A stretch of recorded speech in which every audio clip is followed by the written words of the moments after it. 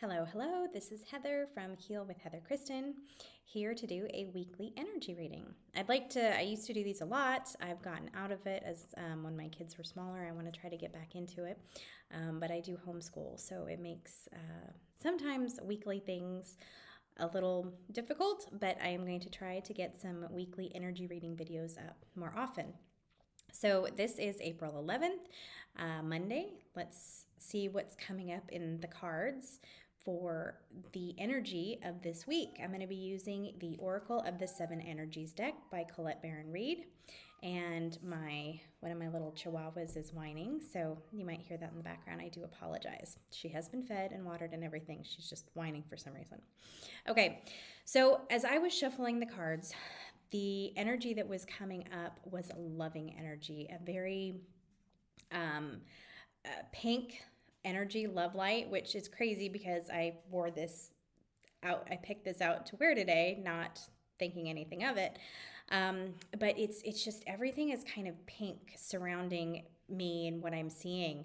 And what I got was that it's a very loving energy, a very loving, forgiving, um, motherly and compassionate love. Okay, like what is the word that I'm searching for?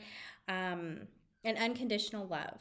Okay, like mothers have for their babies. It's this unconditional love, and this is what's coming from the universe for us this week.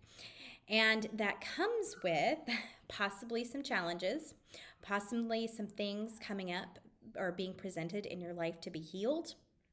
The first card that I drew was Into Me I See. So this card plays a big role in this week with exploring your inner self, exploring your feelings, exploring any challenges that arise, emotions that come up from the past.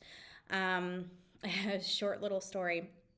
I've always been terrified of my kids getting sick, and it's gotten worse as my kids have had some major issues and hospitalizations.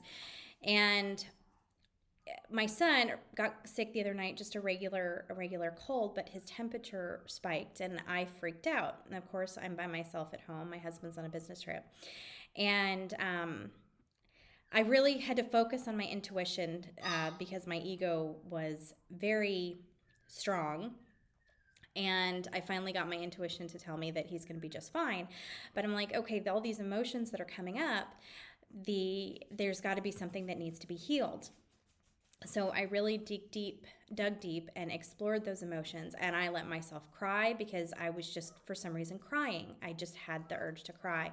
I let the feelings come up. I let the feelings go. And it turns out I have a past life experience with fever and death. And so in this life, I have taken that on and just been very terrified with it. But I allowed myself to move through the emotion. I felt much better. And this is what you're being called to do this week. Let me get into that more. I'm going to take a break to hush my dog. I'm back. Turns out my dog just wanted to be laying in the sun next to me. So if you watch my videos often, I occasionally have my dogs, my kids in it because I do this at home, and all of us are at home together, so I sometimes have interruptions. But anyway, so back to the story. So about my son, it was all a kind of a past life occurrence and emotion, and my soul was hanging on to those memories and those emotions because I wasn't able to process them enough during my past life, and they were brought up into this life, which often happens. And so this week, if you were presented with a challenging situation, something that triggers you, something that's emotional, it could even be an emotion that absolutely comes out of the blue. You're sitting there and a song or a movie or something triggers this specific emotion, or even if it's an unidentifiable emotion and you just get irrationally angry or you want to cry, allow yourself to go through the emotion. Often I have found that anger is a reaction to a past pain. So underneath the anger, there is going to be some emotion that needs to be released, crying, some kind of struggling, something like that. Usually the base emotion for all of our maybe outward emotions, jealousy, anger, frustration, things like that. Usually, the base emotion comes with some kind of crying or something that needs to be dealt with on a painful at a painful level, okay? Some kind of past pain or trauma. So if you find yourself needing to explore your emotions this week, please allow yourself to do that. We are coming into a time where we need to be our whole selves, which includes our soul. It's not just our ego, which the ego is, what we have developed since we've been here in our human bodies, but it's also the soul, our spiritual core. So we need to be whole, meaning we need to have our ego and we need to have our soul. They need to be together as one as we move into this new phase in the energetic earth. So you're being called and you are being presented with challenges, things to help you learn life lessons, things to help you heal your past. And this includes past lives. So you might have emotions coming up that you have absolutely no idea where they're coming from, but they are there nonetheless. Maybe some of your irrational fears are actually very rational and from past lives, maybe childhood traumas, things like that. So these are not things that need to be questioned. Allow your feelings to flow without questioning, without judging. Just allow yourself to feel. This is incredibly important in the healing process. I know this firsthand. It is so, so, so important. I cannot stress it enough. Our society teaches us to hold back our emotions and to kind of hide our emotions. That's not okay to cry. It's not okay to show emotion. We have to be strong, but it's so, so, so inaccurate. One of the best ways to heal is through crying. Even if we don't know exactly what we're healing, our subconscious does, our energy, our energetic spiritual soul body does. So allow it. Okay, so the next card that I pulled was a grand symphony. This card is telling us that we are not just in and of ourselves. We are part of the whole. We are part of the world. We are part of the energetic divine structure that all of us are one. We are one with each other. We're one with the earth. We're one with the universe. We are one energetic body. Okay? So as we hurt others, we are in turn hurting ourselves. When we hurt ourselves, talk poorly to ourselves, we are doing that essentially to others. We are doing that to the earth. So allowing ourselves to heal and be whole and be loving to ourselves, we are also in turn doing that to others. We're healing the earth. We're healing others. We're healing the universe. We are becoming a whole and beautiful body. Okay, so when you are presented with some kind of a challenge, something comes up from your past that brings up emotions, working through it is not just healing yourself, it's healing everyone. It's healing your ancestors. It's healing your parents. It's healing your grandparents. It's healing your ancestral line back. You have no idea how many, generations. So we see so much happening in the earth. We have natural disasters. We have this whole COVID mess. We have everything going on in Russia and the Ukraine. And a lot of that stems from the ego. I would say all of that has occurred from the ego, from people who are living through their ego instead of from their soul. And as we learn to heal, that not only helps us to heal ourselves, but it also heals those generational pains and that generational energy that can in turn affect all of the world. It can help the energies that are being hurt now, the souls that are being hurt and killed and that are hurting others. So healing ourselves is not just about ourselves. It's about the world. Think of it in a very big scale, okay? So when you're presented with people who challenge you, you're going to feel your triggers come up. You're going to feel hurt. You're going to feel pain. Maybe past memories come to the surface. Maybe you want to run and cry. Maybe you want to slap somebody. All of these things are telling you it's like an open door to say, okay, this is a past pain, a past trauma. Here is an open door. Let's go heal it. So take these things that happen to you as life lessons. You are learning something important. You're being given an opportunity to heal.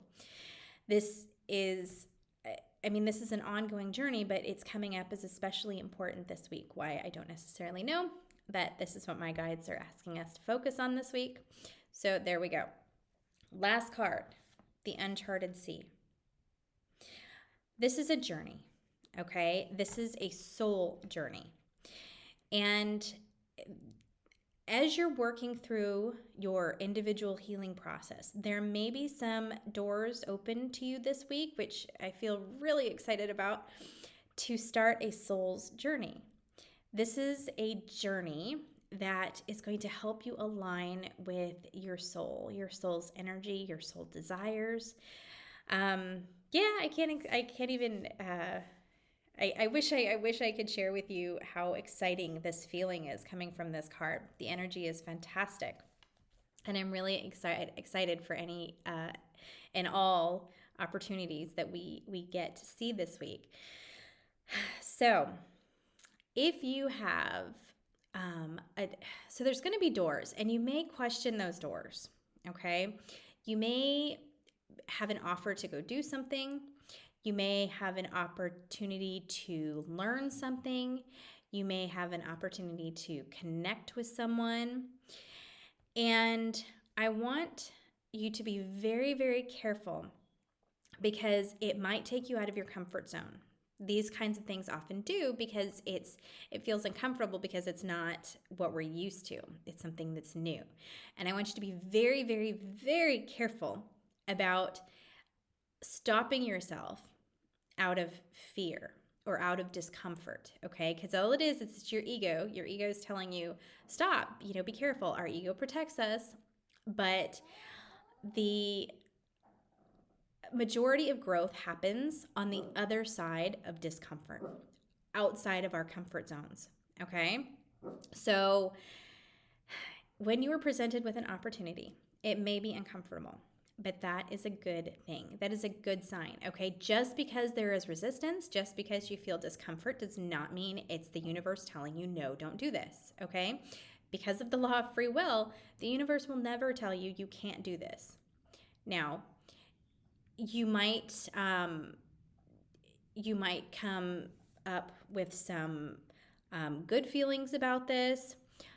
The core feeling that I want you to focus on is joy, okay? So if you look at this open door or this opportunity that comes with you this week, or maybe it's just simply an interest, like you're like, this sounds kind of fun. And you're like, I could possibly see myself doing this. This sounds like it could be a good time. But then all of a sudden, all these fears start coming up. Well, what if? Or this happened in the past. What if this happens in the future? Remember to tell the difference. One way to tell the difference between your ego and your soul is your ego is always going to bring up something from the past, or is going to project into the future. Okay, the ego doesn't work in the present. The ego works in the past, like some fear from your past, or it's going to project into the future some fear from your past and say, oh, well, we don't want this to happen in the future. What if this happens? Focus in the now, okay? Separate a nice, calm, intuitive soul energy telling you, yes, this is good, or maybe this isn't the best idea, versus a panicky, stressed out energy of your ego, okay? So, I'm getting the thing that you're going to be able to, I'm getting the message. So I don't like to use the word thing. Anyway, so I'm getting the message that you're going to be able to tell the difference. I don't think it's going to be that hard for you to tell the difference this week if you focus in on your joy. Does this look fun? Does it look like it could be really unique? Do I really want to learn this? Something is going to spark within you some kind of a joy, some kind of an excitement, and that's going to be your indication that this is the right path for you, at least the right path for now, okay? Our paths change and maneuver and get blocked all the time. And it's just all about learning what we like, what we don't like. Okay. So for this week, um, follow your joy. Also, what's coming up is the pelican. My guides had me ping in on the pelican. Look for angel feathers as you're out this week. Not really angel feathers, but bird feathers. Maybe you'll see a feather falling from a bird that's just flown by, or maybe you'll find a feather out on the ground. But that might be a sign this week to look for, and know if you're kind of clued into your path or not. Okay, let's see if there's anything else. Anything else coming up? Solar plexus chakra. This is always a good one. A lot of times, the ego can kind of hide and really play games and really kind of tweak on our solar plexus chakra and mess with our heads. So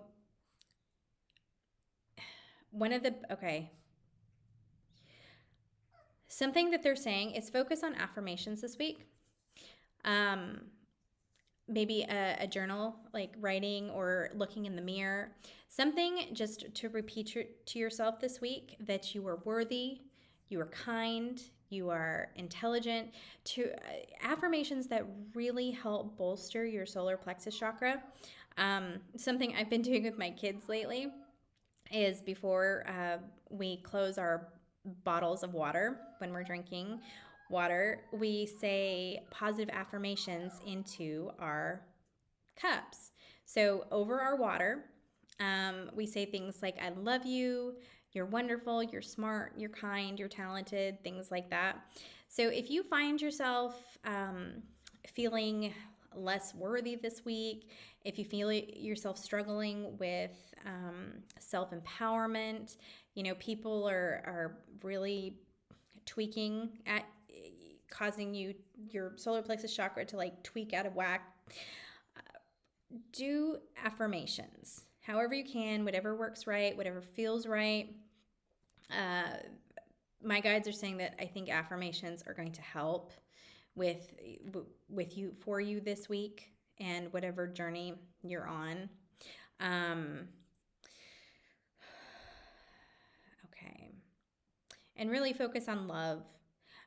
When if you're confronted by a not so great person or a not so great situation, realize that this person is in your path to teach you a lesson. Okay, it's not just to torment you, or the universe out to get you, or anyone else out to get you.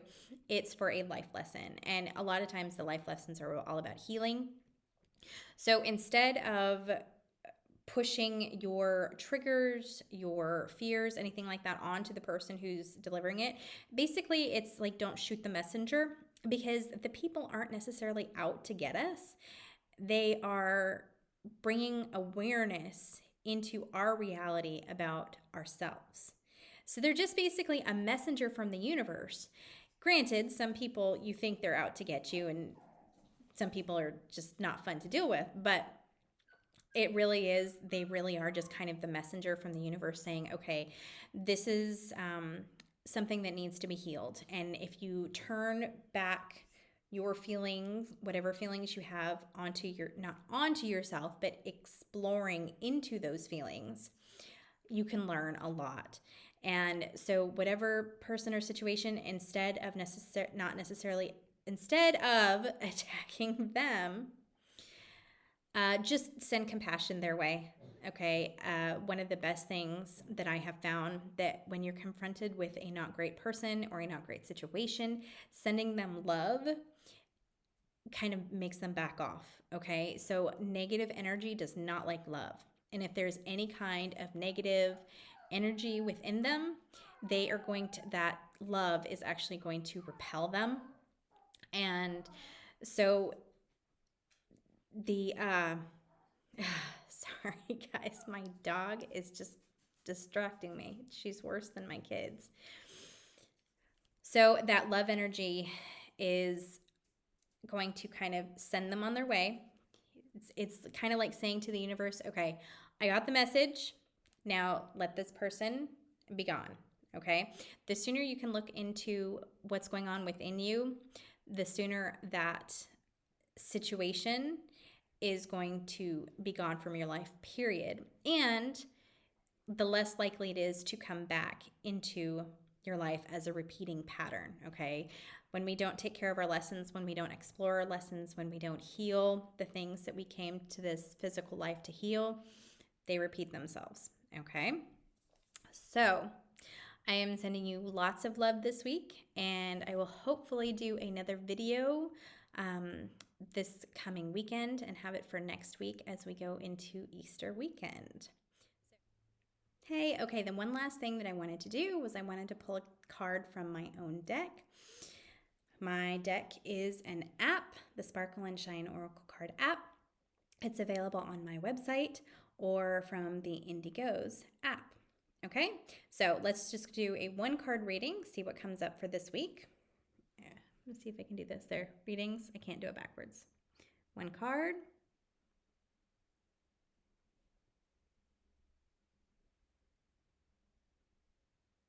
Indigo Child. This is a great one. Indigo children are very connected, very intuitive, okay?